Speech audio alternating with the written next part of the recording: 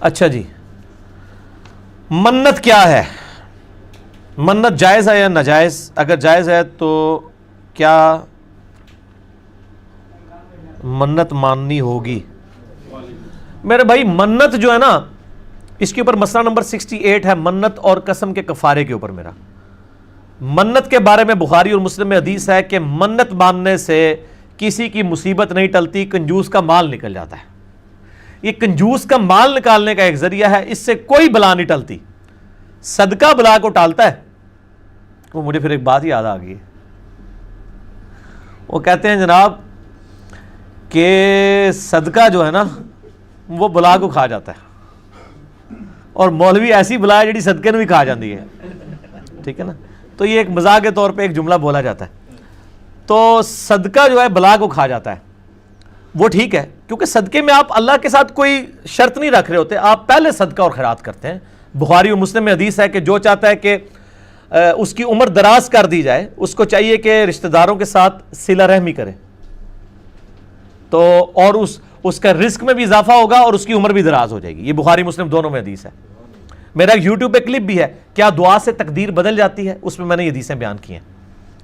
تو منت سے کچھ نہیں ہونے کا، کنجوس کا مال نکل جائے گا، البتہ جس نے منت مان لی اب پوری کرنا اس پہ ضروری ہوگی۔ وہ سورۃ المائدہ کی آیت نمبر 89 ہے کہ منت اس کو پھر اپنی منتیں پوری کرنی ہوں گی، منت ہو یا قسم ہو۔ قسم پورے ارادے سے جو بندہ کھاتا ہے اور زبان سے، اس کا کفارہ بھی ادا کرنا ہوگا اگر وہ پورا نہیں کرتا۔ قسم اور منت کا کفارہ ایک ہی ہے۔ بخاری اور مسلم میں حدیث موجود ہے کہ نبی صلی اللہ علیہ وآلہ وسلم نے فرمایا کہ جو منت کا کفارہ ہے وہی قسم کا کفارہ ہے، جو سورۃ المائدہ کی آیت نمبر 89 میں آیا کہ اگر کوئی منت توڑ دیتا ہے یا قسم توڑ دیتا ہے، اور قسم مستقبل کے لیے ہوگی کہ اللہ کی قسم میں یہ کروں گا یا یہ نہیں کروں گا، اور اس کو توڑ دیتے ہیں۔ یہ جو ماضی کے بارے میں ہے کہ اللہ کی قسم میں نے یہ نہیں کیا، یہ قسم نہیں ہوتی، یہ تو ایک آپ جھوٹی قسم اس حوالے سے کھا رہے ہیں کہ کوئی واقعہ ماضی کا رپورٹ کر رہے ہیں، یہ قسم رکھنا یا توڑنا نہیں ہے۔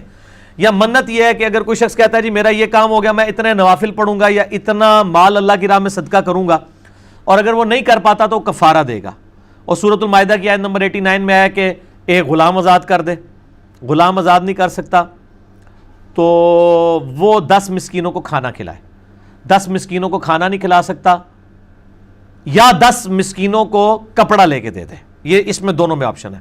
اور اگر یہ دونوں نہیں کر سکتا یعنی غریب ہے تو 3 مسلسل روزے رکھے، لیکن 3 مسلسل روزے وہی رکھے گا جو پہلے 2 کام نہیں کر سکتا۔ تو یہ منت کا اور قسم کا کفارہ ہو جائے گا، باقی اس کو ماننے سے کچھ نہیں ہونا۔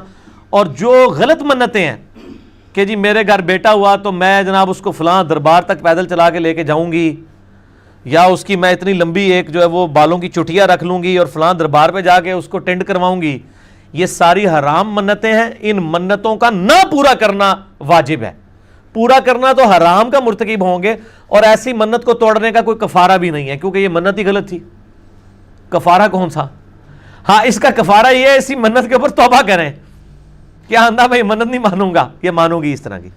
تو اس حوالے سے یہ میں نے کلیئر کر دیا۔